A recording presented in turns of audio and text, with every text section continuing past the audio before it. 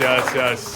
It's good to see everybody. Glad to see everybody around the holidays. It's always good. That's one thing the robots haven't taken from us yet. So, all right. Well, everybody here knows Joe, I think. He's worked on a lot of political campaigns, from Jerry Brown in the United States to Good Luck Jonathan in Nigeria. So he's read a book. He's going to give us a little talk and do a little Q&A. And if you have a question at the end, there'll be a mic over there. I'll get it set up. Just go ask the question in the mic. And here we go. Joe Costello, everybody. Thank you very much, and thanks a lot, Jim, for putting this all together. And all right, I won't talk for too long here, but I had to write this down because otherwise I'll start going off into all sorts of directions. So anyway, I wrote a book. It's actually my third book if you're counting, but nobody's counting. So anyway, which is an interesting thing in 2025 to write a book, because there was a guy called Marshall McLuhan, who some of you might have heard of, and in 1960 he wrote a book called The Gutenberg Galaxy, about the printing press. That's the Gutenberg press, and how much it changed and formed civilization for the next 500 years. And it's really important. My book is called The Politics of Ape and Machine, Power as Organization. And what this is about is that technology is politics. And we don't understand that, nor do we have a politics of technology, but it's as important in shaping who we are and what we are. And most interesting is that McLuhan, a year after he wrote The Gutenberg's Galaxy, which is all about the 500 years of press, he wrote this book called Understanding Media. And in Understanding Media, he talked about how the screen was coming and it was going to displace the book. And that this was as radical a technological revolution as humanity has seen. And I think in 2025, 65 years later, we can all understand that that's the case. And so it's an interesting thing to write a book now, because how many people read books? All through my life, a lot of people didn't read, but now it's less than ever. Interesting, yet this whole civilization is built on the book. But you can even go further back. And that's what we need to do. From the beginning, we've been shaped by technology. Our first ancestors, the ones that first chipped rocks, Homo habilis, or handyman is basically what it's called. And so that's 2.5 million years ago. And they chipped rocks to create a cutting edge. And then another 2 million years later, we learned how to harness fire. And those were just gigantic technologies in shaping us over the course of time. I mean, they helped shape the human brain. If you read anthropologists, it was a very important part of who we are. And then the two great points of technological history are the agricultural revolution, which was 10,000 years ago, and that was when we started sitting down. And, that was when man became sedentary, humanity became sedentary, because before that, we were hunter-gatherers and we moved all around. And that was one of the gigantic parts in human history. And so that was, what I have there is a place called Göbekli Tepe, and that's in southeast Turkey.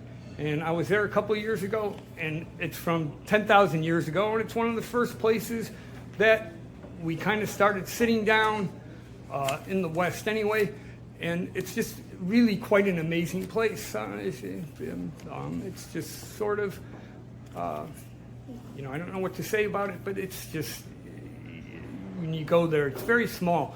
But that was like one of the first places where we started, agriculture and started sitting down.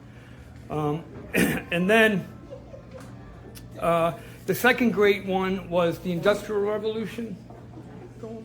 And so, the train represents the Industrial Revolution, both in steel and coal power, more than anything else. And the Industrial Revolution, so agrarian society, went on for basically 10,000 years. So this republic that we have here in America, it was only, 250 years ago, which was basically at the time of the beginning of the Industrial Revolution. And, 90% of Americans at the founding of this republic were farmers. 90%, so think about it. So the institutions that they created were very much tied to that this was a farming society. So you go on, and with the Industrial Revolution, it's only 250 years old.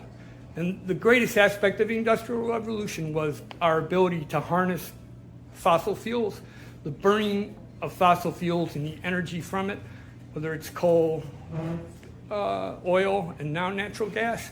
That was the most important part of the Industrial Revolution. But again, it's only 250 years old, and it's completely changed the global landscape, and we don't really accept that. I mean, we don't really appreciate that. We kind of just accept it as that it's part of nature. Because when you're born into a technology, you're kind of like a fish that's in water, and you kind of think, well, that's just how it is. So this Industrial Revolution is 250 years old. And again, it's important to understand that this republic, and this is one of my points that I'm trying to get to people, is that it was formed in the agrarian age. And one of the reasons everything seems so bad with our politics, it's not just the people, or I should say, it's not just the people, it's not just the people involved, but it's the structure of it is not right. It can't deal with what we have. And in fact, the Industrial Revolution didn't really, if you look closely at the Republic and our government institutions and everything, it didn't really fit well into industrialism, nor did we change it. So, right, because we have the same institutions we had 250 years ago. And yet everything else has changed. Yet our government has not changed at all. The great social political construct of industrialism was the corporation. And the corporation now controls everything. Okay, that's what controls everything. That's what has the power. So anyway, that's all what my book is about. And now I want to go and focus just on this whole new technological revolution, which I call either quantum or compute or information era. And that's really only 100 years old. And from the beginning, all technology has been a product of science. And science is our understanding of how the world works. And then technology is taking that understanding and reshaping the world.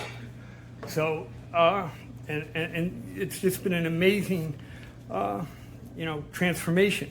So industrialism was a direct result of this great scientific revolution, which began about 500 years ago, and continues today. And then, along with this knowledge of science and technology, information increases. So, like, every technology has embedded in it information. So it's basically how it works. And so what's happened is we've had this mass increase. So the book, again, going back to Gutenberg, the book was responsible for the scientific revolution, and then the book was responsible for industrialization. That was where a lot of the information, especially about science and technology, that's where it lived. And ever since, in the last 500 years, it's grown increasingly more and more, where in the last 100 years, the information has become exponential in its growth. It's just an amazing amount of information that, previously we never saw. And then at the beginning of the 20th century, there was this great new science called quantum physics. And so quantum physics is, I won't go into it. In the words of Richard Feynman, who was one of the physicists of the 20th century, he said, "No one understands quantum mechanics," because quantum mechanics is kind of a, it's a not commonsensical thing to understand. But what it does, but at the same time, 20 years after the founding of quantum mechanics, which a guy named Heisenberg was kind of the first one to really do it, came the atomic bomb. And that was directly from this knowledge of quantum mechanics. And a few years later came the transistor. And the transistor is at the heart of all this compute, okay? That's at the heart of all this compute. Those are, in 1910, that's what was known as computers. Computers were people, and they did calculations, and they were overwhelmingly women. So this is at Harvard, and that guy, the one guy there, is an astronomer. And but the rest of them are all women who were the computers who did all the calculations. Because one thing with quantum physics is the numbers become amazingly, the amounts just are, staggering. And so it takes a lot. And so that's what they did. And so, so these computers were women. And, which is funny because like you hear during my lifetime was that women aren't good at math. Well, these women were responsible for a lot of things. And so then go to the next one. And it went all the way up until the 1960s. And that's Katherine Johnson, and you may have heard of her. So she was in a movie a couple years ago called Hidden Figures, and she worked at NASA. And so they were all these computers, women at NASA, and that's what they did. They calculated because, while simultaneously from, this picture in 1911, that was also the year IBM was born, and IBM was known as the Computing, Tabulating, Recording Company. That's what it was initially known as. And so what we know as modern computers, from everywhere, from what's on your desk to what's in your pocket, because these phones aren't phones, they're computers. I mean, everyone should think about that. So it came out of three processes in the World War II. One was ballistics, which is if you're firing artillery at things, you need a whole lot of calculations to make sure you're doing the right thing, especially if you're firing at airplanes. Second one is cryptography. So cryptography is a very old human function of where, you hide messages, and you hide messages in numbers. You create numbers and you do all this. And so cryptography, and which we now all know is which is crypto, it was embedded in the first computers. So everybody who created computers, because it came out of cryptography, because one of the things they did in England was, they went through the Nazi code, and they broke the Nazi code, and that was also part of creating the first computer. But cryptography is, so you got the military and you got crypto. Both are embedded in the DNA of computer and the computer industry. So understand that whenever you hear these things. And so then the final one was the bomb itself. So in Los Alamos, and then there were two other places, one in Tennessee and one in Washington State, which actually created the fuel for the bomb. Again, all sorts of calculations, all sorts of computers, personal, people, computers. And then the machines started coming into that. And so out of that process came the first computer, which is 1946. It's known as ENIAC, and which stands for Electronic Numerical Integrator and Computer, and which the press called the giant brain. Right there. So there you go. So there's Oppenheimer, right? And that's the first, that's one of the ENIAC machines, and that's only part of it. It basically filled a whole room about this size, and it was wired, and you had to mechanically manipulate. That was the programming. You mechanically manipulated the programming. And that other guy is John von Neumann, who was an interesting fellow. Well, he serves his own thing, whether it's good or bad, it's another matter. So anyway, for more than a quarter century, computing was dominated by what they call mainframe machines. And IBM became the biggest producer of machines. And so the only ones that really had computers were big corporations or big government agencies because they were the only one that could afford them. But in 1956, actually a couple of years before that, the transistor was formed, was developed. And that was developed in Bell Labs. And so a lot of you are old enough and some of you have no idea. But, the telephone system was a monopoly for 100 years. And it was the Bell system. And so in 1956, there was a consent decree through an antitrust action. And I can just say one thing about politics. Antitrust is the best thing that we could do in America across the whole board. And there's no economic argument against antitrust. And politically, it's just a necessity if we're in any way going to keep this democracy. But in the 1956 Bell Labs consent was, they said, okay, Bell Labs had created all these different things, so they had to license them out for no charge. One of them was a transistor, other one was a solar panel, lasers, radars. There was all sorts of different things which they opened up to be, and that created what we know as the whole computer industry in Silicon Valley, because the guys that were at some of the guys that were at Bell Labs went out to Silicon Valley and they created the whole thing, which was based on the transistor. And so in 1971 came the first microprocessor. So there you go. That's the first microprocessor by Intel, which most of you probably have heard of Intel. And so 3,200 transistors on that.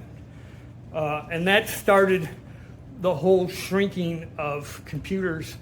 There were mini computers, and then the whole PC revolution, which happened in 1981 when IBM released the first PC.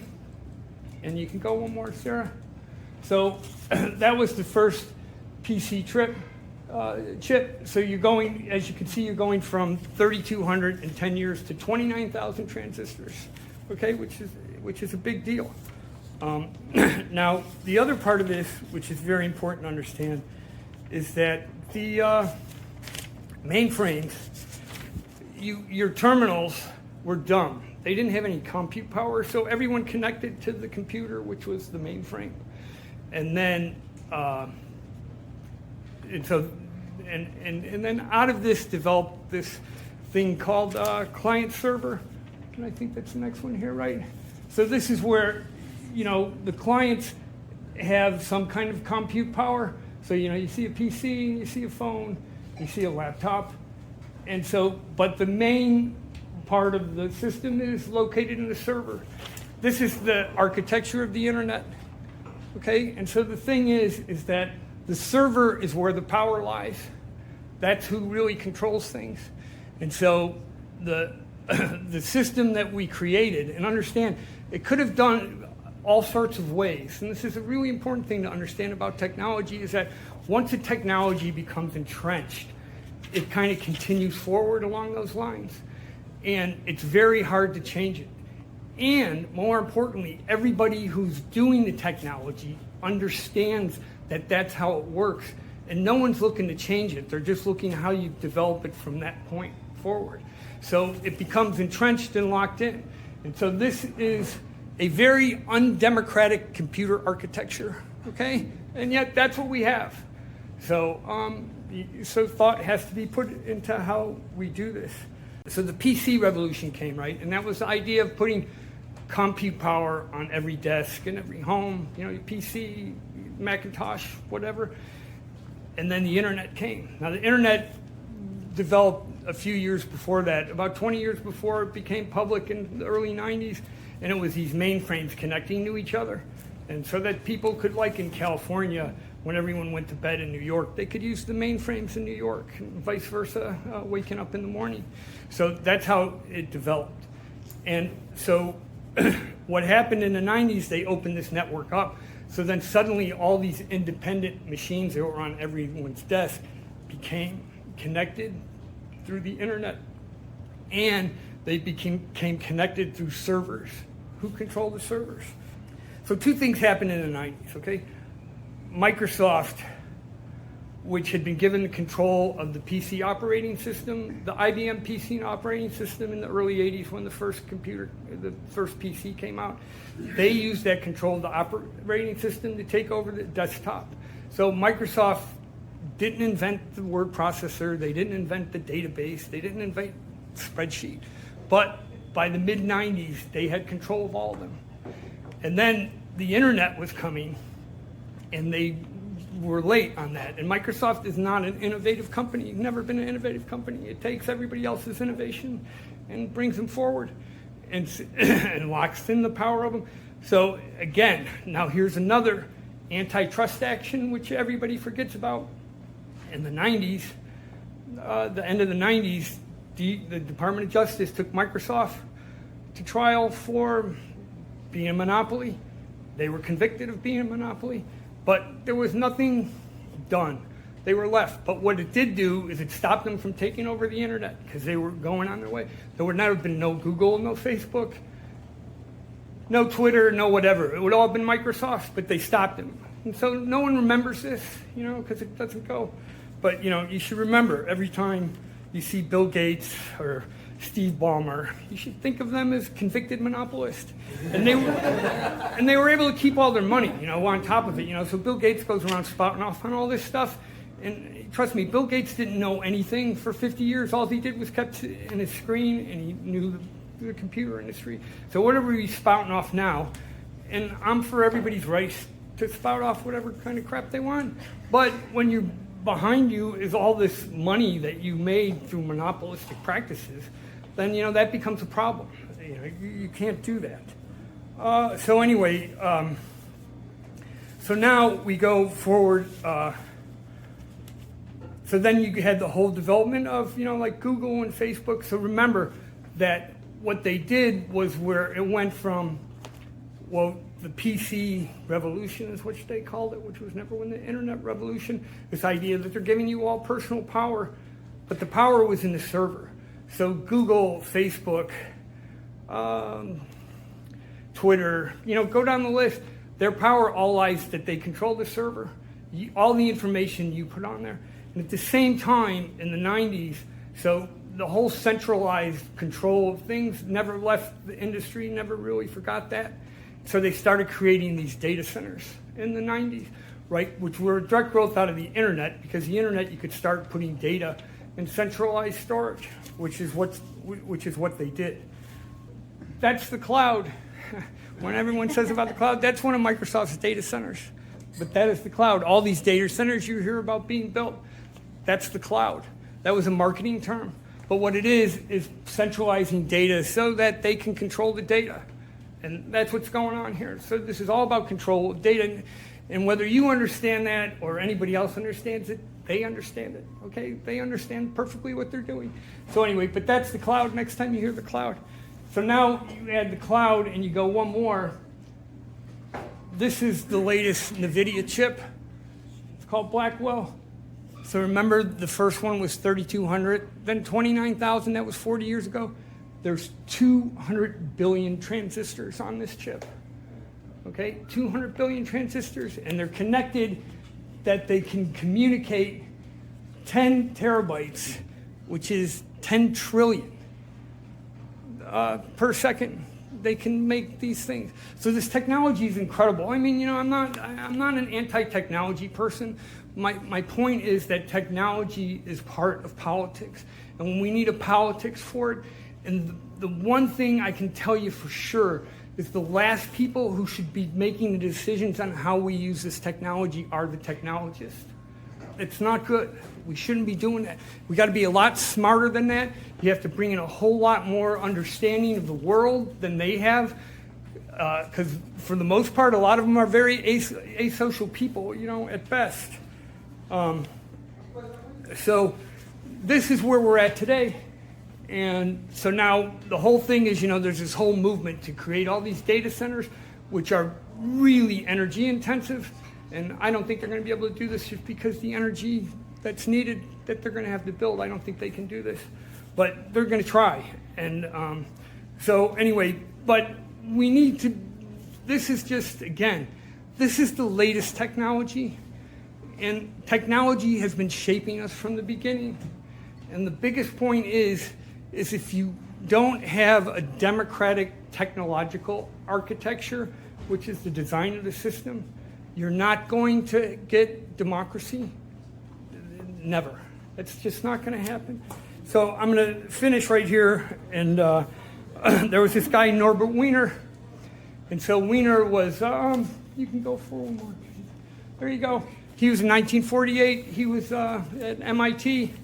And he's the guy that developed this concept of feedback. And as you can see, the name of his book here is Cybernetics, or Control and Communications in the Animal and Machine. And what this is about is how you create systems out of this. And that feedback is essential to be able to create a system, especially in automation. It's also feedback in what they're doing with this newest, what they call AI, the software AI, which was really just, kind of search on steroids. But I'm not trying to diminish it as a technology, because you shouldn't do that, because it's amazing. And so what they do is they throw they throw all this data, and again, it's all these numbers. If you have 200 billion transistors, you can throw this amazing amount of data through this stuff, and then they throw it through once, and then they bring it back up. So that's the feedback of the system. So this guy developed the concept of feedback. His math is at the bottom of a lot of automation today and everything. He's like one of the great minds of the 20th century that nobody knows. So, and in 1948, he said, this technology's coming, and we're not ready for it in any way. So I'll just want to close. I want to read a short statement from him, and I'll try to read it so you guys can get it. But here it is, and this he wrote in 1948.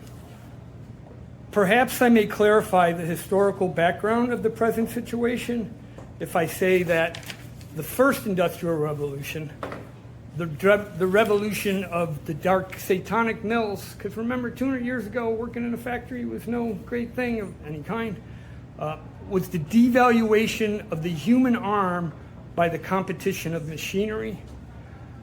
There is no rate of pay at which a United States pick and shovel laborer can live which is low enough to compete with the work of a steam shovel as an excavator. The modern industrial revolution, and here he's talking about compute,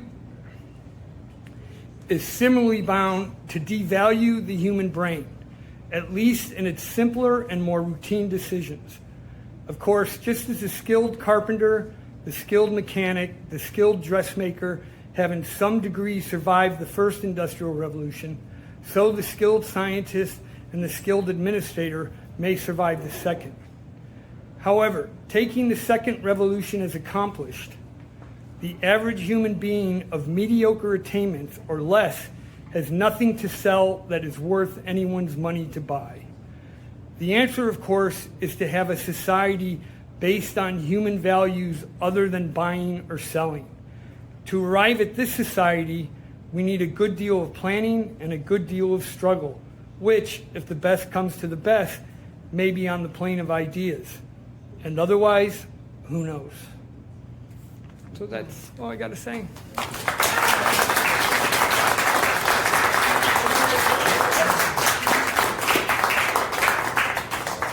All right, very good. I think we're going to do a Q&A here. So also, we have books for sale back there. We, I think, would prefer a transistor-free transaction. So if you have cash, that would be best. But if you don't, you just get it. I'll pay Joe, and you can Venmo me, and we'll figure it all out later. But thank you. Any questions, anybody? How do we fix it, Joe? Yeah. I got a question. Um, Do you need me to have a microphone? no, you don't. Go ahead. All right, just repeat the I will. Okay, so before this guy came up, you were talking about the technologists, right? And how the one thing that society can't do, I'm not going to like quote you here, is that we cannot have the technologists who develop this tell us how we could use it, if I'm right. Right. Kind of what you said. So, like, when I look at the people who can do the regulations, the Senate, the House, Joe Manchin, the former senator, used to say how the Senate was like an assisted living facility. So how are you going to get people to understand this if the people who are making the policy are essentially out of the loop, who can regulate this? And the technologists would be the ones who, if they develop it, they know like what it could be and could not be. So I don't understand like why, like who is going to be able to like say, because if the Senate can't, if the Congress can't do it essentially, and you're saying that to the technologists, then who should be able to say what we can and can't do with this? He's basically asking about the inability of our politics of today to kind of deal with this, which I agree with 100%. And the question is then what do we do? So the short answer to your question is all of us. But we have to create a whole new system to do that. And what I've done for 30 years, I've been telling people, 35 years, and a lot of people have been around here to hear me for that long. I've been telling people that the political system is broke, and if we didn't fix it, it was going to get worse. And I stand on very solid ground that I was completely right on that. So now we have to decide how we fix this. And one of the interesting things, about Wiener, one of the best things he said was that America was a know-how society, and we needed to know what. We need to know what we're going to do with this stuff.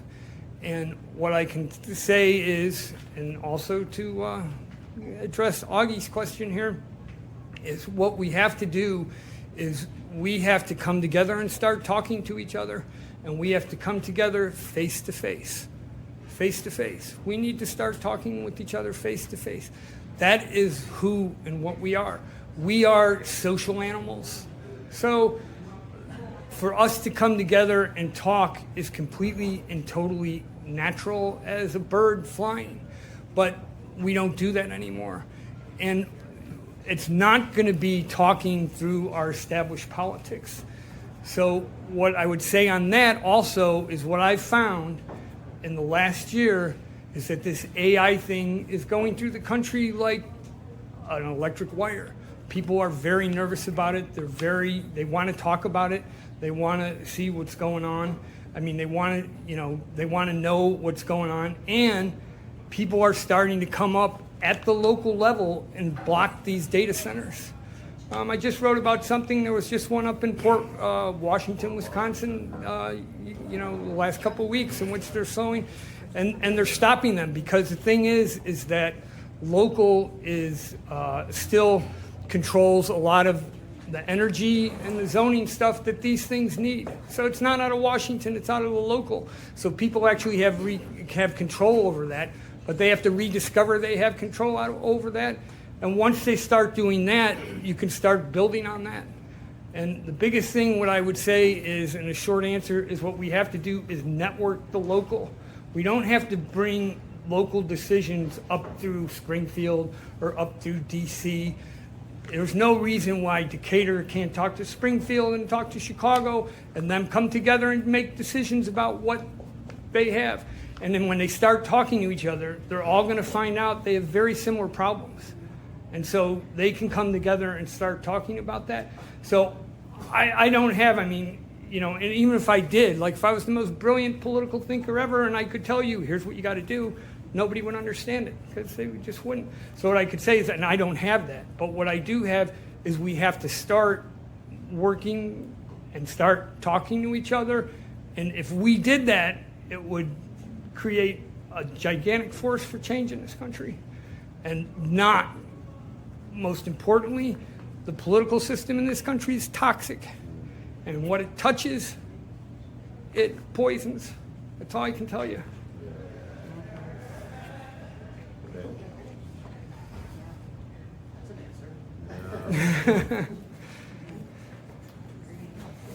Go ahead. So my question is kind of based on Yanis Varoufakis' definition of techno-feudalism. So I don't know if you know of Yanis Varoufakis, Greek/finance minister. Yeah, I know who you're talking about. Right. So Can you stand up, because we can't hear you. Oh, sorry. So I'm speaking of Yanis Varoufakis, Greek/finance minister. He states that what we're currently living through is techno-feudalism, where we've kind of shifted away from the time of feudal lords and where capital is basically controlled by land, and we just work as serfs on said land, and it's run by feudal lords. But we're moving into this like digital space, where now capital and land is now technology in the cloud space. So how can we, as basically the serfs, exist now in this techno-feudal space and kind of be revolutionaries as individuals? Right. He asked a question about techno-feudalism. I don't disagree with that. And again, how we do it is, first and foremost, we need to come together face to face. People need to start getting together. And secondly, so feudalism is an interesting term. I think it's a little bit of an anachronism. I mean, it's not a little bit of an anachronism, it's an amazing anachronism, but part of why we bring these terms forward is because our political thinking has been dead. And American political thinking died, like the New Deal was the last real kind of, bringing together new political thought when it was a reaction to industrialism. But importantly is, democracy, a republic, they are anomalies in history. And so, you had the ancient Greek, and then you had the Roman Republic, and then you had nothing for 1,500 years in recorded history. There was no democracy, so if you go back and read all this thought about this, nobody's thinking about democracy, right? And then you had a brief thing in the Renaissance, and then you had modern republicanism, which started in this country. I mean, it was really like, it was revolutionary with a capital R, this founding of this country, right? And so in 1776, there were no republics, and then we created this one. So it was all empires and emperors and kingdoms. But today, 150 countries have the word republic in their official title, all right? So that's how revolutionary this was of the founding of this America. At the same time, those systems are failing everywhere. Everywhere. If you look in Europe, you look at Africa, you look at South America, here, they're failing. And they're failing because they're not being able to deal with what's being put in front of them, right? So in the U.S., you have 435 congresspeople, 100 senators, 9 Supreme Court people, 1 president, and they're supposed to represent 350 million people. There's just no way that can happen. I mean, so again, like I said, it's not just that the system itself is corrupt, but it's dysfunctional in how it operates. And, I would think that certainly if you brought Jefferson back and you brought him forward today and you said, hey, look, we haven't done anything, he would be shocked. I mean, this was a guy that thought we needed a new constitution every 20 years. Wasn't your question more along the lines of what do we as individuals do against feudalism? And I think that is something you have not addressed. I just said we need you. As individuals, not as a group. No. There is no solution as individuals. So individualism is part of destroying of democracy, and that's like what we go and try to go. Everybody has their individual identity. Well, there's no such thing as an individual identity. Identities are all social.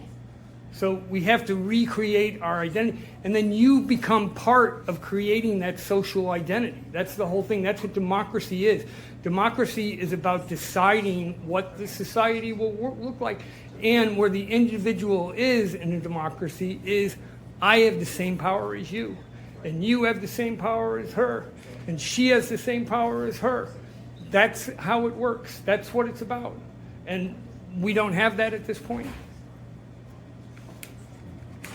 And a follow-up question to that then, what would be like, because you were stating that like our technological system is very undemocratic. What would a democratic technological system look like? Where there's this thing called peer-to-peer, which was a more distributed network. It was a more distributed computer network where kind of each thing that's connected to it creates the system as a whole. So you don't need to have a centralized server, which everything goes together. Yeah, exactly. It was Napster. There you go. And what did they do? They crushed Napster as soon as they could. Yeah. And who was one of the big people on top of crushing Napster? Steve Jobs, who everybody loves Steve Jobs. But anyway, it's that's exactly the answer. So again, but that becomes part of the politics of technology. It's like, when you bring this technology in, how do you use it so that it is democratic? And that means that the design of it and the architecture of it has to be democratic. So there is a peer-to-peer network, but you don't make a lot of money. You don't make billions and trillions of dollars if you're doing a peer-to-peer network, or at least they haven't figured out how to do that. But general, look, the concentration of wealth in this country is obscene. And one thing you could say about compute's like, say 75 years, 80 years old, is it has, through its whole time, it's concentrated wealth more and more and more. And then this is now what's called AI is just the next level of concentration, which is far beyond. And now the thing is, and what some of these guys say is just insane, and each generation gets worse and worse. But if you listen to what Sam Altman says, his OpenAI, he says some of the most idiotic things that you would ever think. Just completely idiotic, but he goes around and everybody's going, because everybody's throwing money into this thing right now, because compute's made a lot of money over the last 75 years. No one's going to deny that.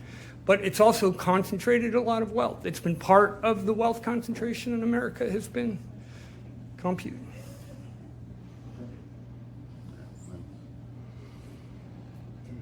Anybody else? Have you seen the movie The Imitation Game by 2014? I don't know. I can't remember. So it actually kind of goes over what your slide was from Oppenheimer about the founding of the computer. So I don't know how the research was, but they did mention kind of how Alan Turing was a big part of that. Yeah. He was doing the cryptography. So, how does that relate to what you had on that slide with Oppenheimer? Because you mentioned after the World War II with Oppenheimer. Well, I don't know necessarily. So I know he was big of the atomic bomb, but that's USA versus Britain. Right. So what the machine that came out of that ENIAC machine that I showed, ENIAC machine, that was that came out of basically Los Alamos and the other two labs in Tennessee and Washington. What they were doing with IBM. So IBM delivered this calculating machine to Los Alamos in 44 or something, because to make the atomic bomb, you needed all these massive calculations, And so they worked on that and changed it here and there. And then out of that, 2 years later, came the ENIAC, And then Manchester also had its own computer and if you look it up, Manchester will claim that they did it.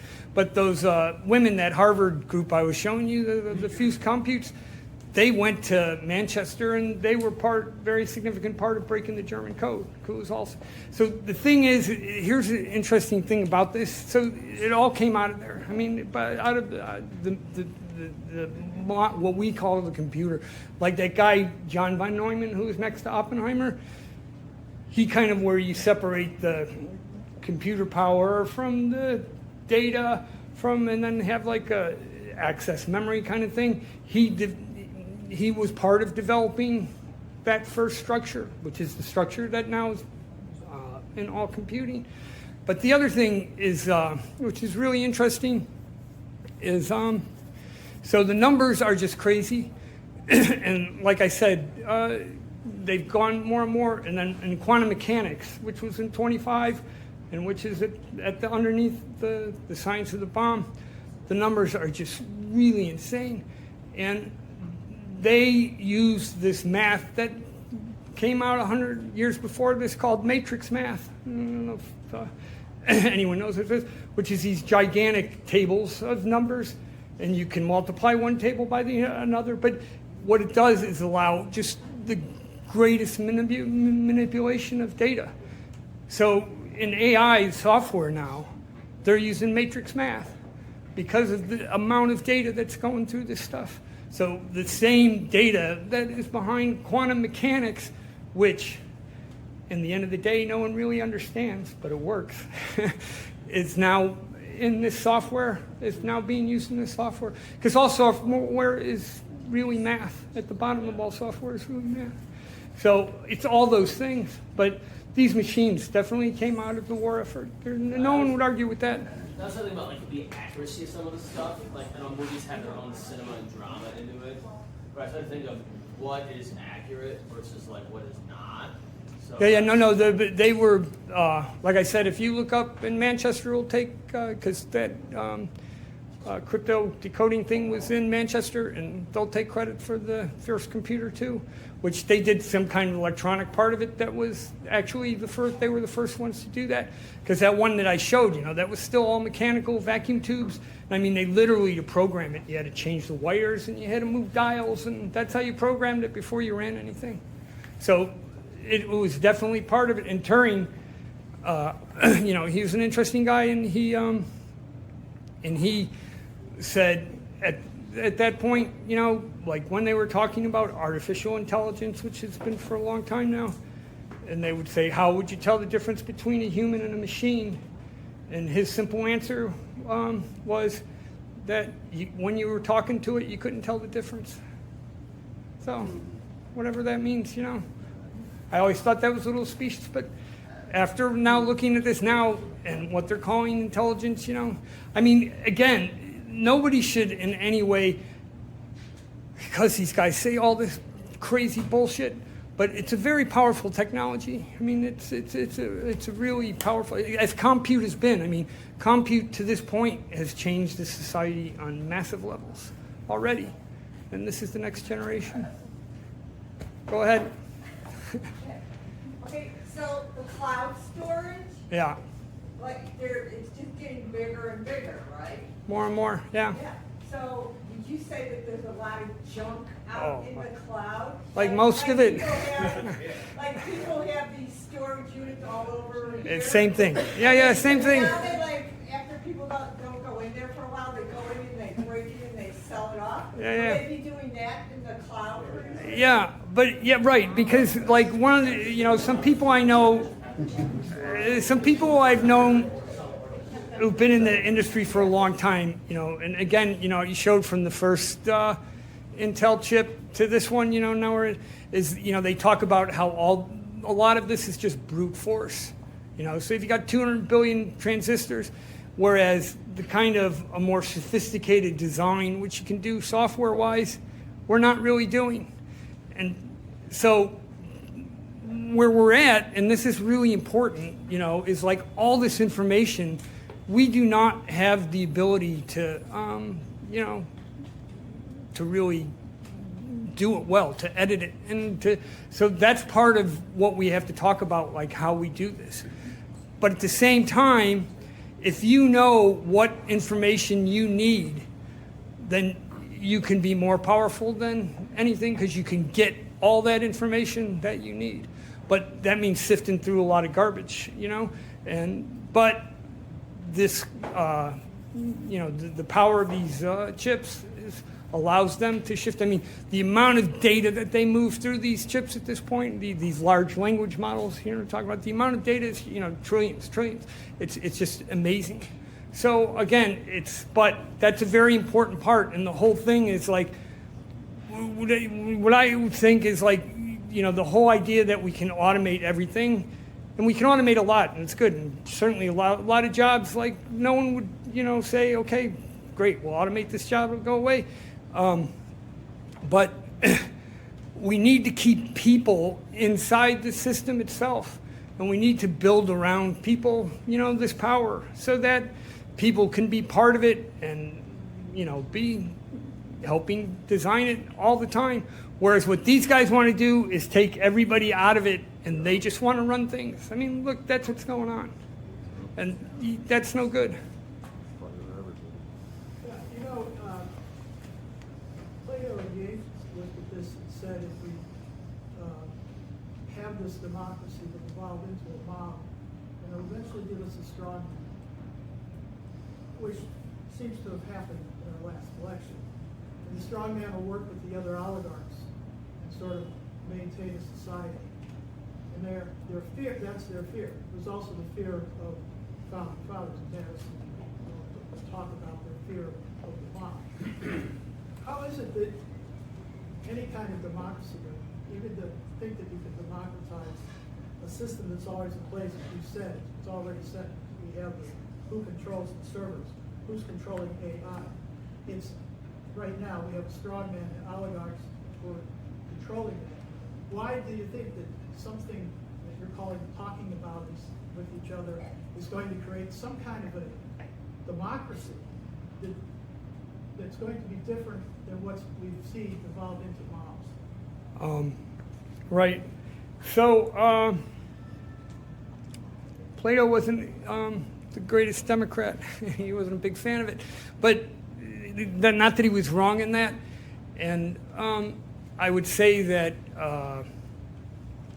a couple things. This whole system's a lot more fragile than everyone thinks it is at this point. It's like amazingly fragile, but that doesn't mean it can't continue to go forward.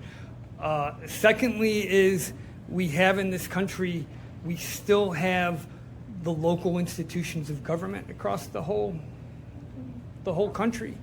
And what I would say politically is what we need to do is go into those local institutions and take power back.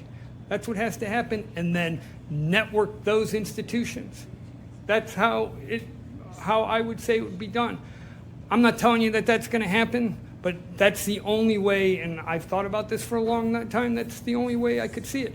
Now, in Greece, the Greeks, it's an interesting thing because Athens got democracy from two tyrants, Solon and I can't think of the guy who came after him, the name thing, but because the oligarchs started fighting, and then he went on to the oligarchs and said, okay, forget you guys, and we're going to start redistributing power.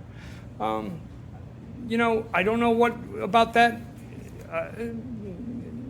here for now, but what I do know is that the American people, there's nothing right now that I would say, because if the boot's going to come down, there's going to be a lot more people that they need than what they've got out in the streets and ICE or whoever is out there. It would take a lot more military force to do that, but we can if we want.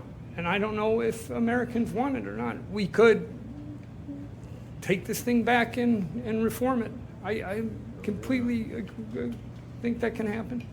But whether it's going to happen, I won't say. Do you think, what's the evidence? Well, like right now, I just wrote this piece yesterday about up in Port Washington, and the council and the mayor, there's a town of 13,000 people, and the mayor and the council just ran through this thing on the data center, and now all the people are showing up at these meetings. They're having like 150, 200 people at these town meetings where they only used to have 10. They had to go to the hotel to do it. And they just did a petition in a city of 12,000 people. In a week, they gathered 1,000 signatures to say that the way they're funding this thing had to be put to a ballot. And this is happening all over the country. I'm just saying, what I can say to everybody here, the AI thing is, to me, the issue that can cut across all the lines and all the bullshit of what's there and redefine what politics is in America, and it needs to.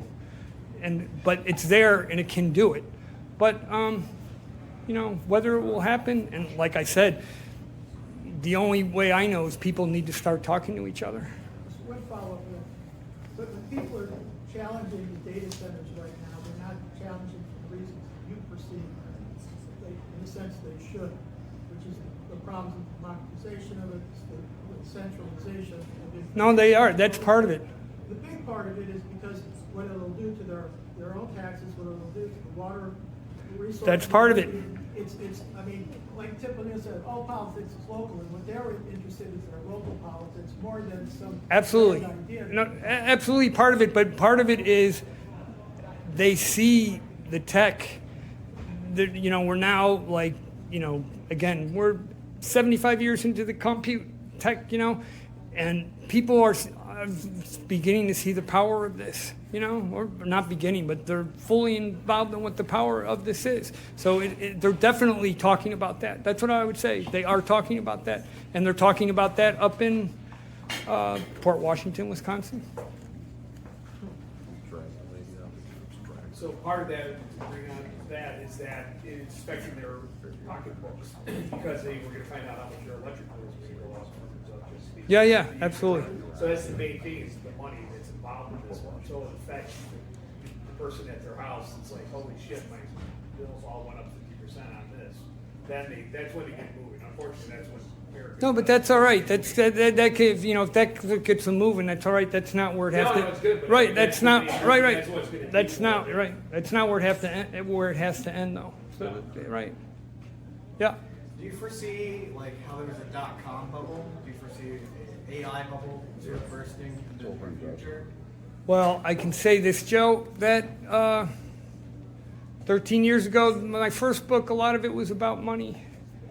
And after 2008, I never thought they were going to be able to blow this thing back up. And they not only blew it back up, but they blew it up 2.5 times more.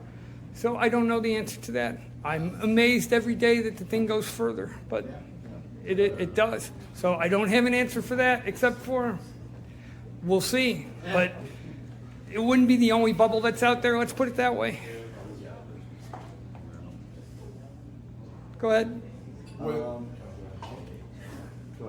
So my question is more about personal data and how it's being used kind of against us. Starting in early 2000s, Patriot Act came out, and the utilization of our data changed dramatically, where now our data is being collected, analyzed, used by the government as well as our techno-feudal lords, as I would put it. And now we see today with Peter Thiel, and Palantir, Oracle, and the data landscape has changed dramatically. And so my question is more to me, it's hard for me to imagine how much worse it can get. How do you see our data being weaponized against us as we're entering into a more autocratic landscape? Well, I mean, that's why they want you to put everything on the cloud, because then they have it. What do we have to fear, really? Well, I mean, again, what some of these guys say is kind of I can't see it happening, but it's definitely going to change. So one of the things that, again, about our politics of technology is, what is our politics of information? How does it get moved around? Who gets to move it around? Who gets to use what? All this. These are all things we have to talk about. Whereas our politics today doesn't talk about any of it. And what we know from the past about information, and we know some, look, the whole idea of, freedom of speech and freedom of press, which is at the beginning of this, that was about moving around information. That's fundamental to democracy, is you have to have a free movement of information. But if you have 4 or 5 corporations who are controlling it all, you've got a big problem. But these are all questions, and I don't have the answers for all this stuff. What I have is a long time looking at all this stuff and where it is today and saying, okay, it's got to get changed.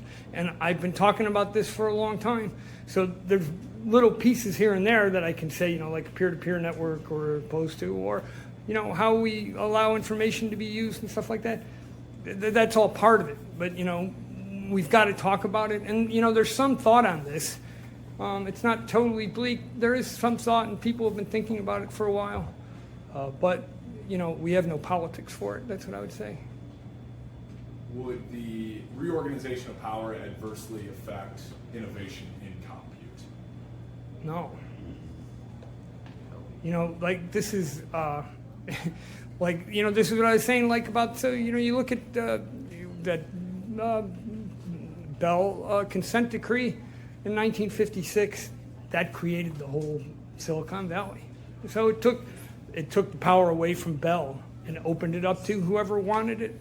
So I would say just the opposite. And all these networks and stuff like this, if we figure out how to reorganize them, and we have to, it could create a lot of innovation. But the biggest part of it is it's not just tech innovation, it's social innovation. We have to figure out how to reorganize ourselves. And what they're doing is using the tech to organize us. Make no mistake about it. So that's the bottom of this book. The subtitle is called Power is Organization. And that's the second aspect of what we have to think about with all this. All right, I think everybody, I'm happy to answer. I'm happy to sit around.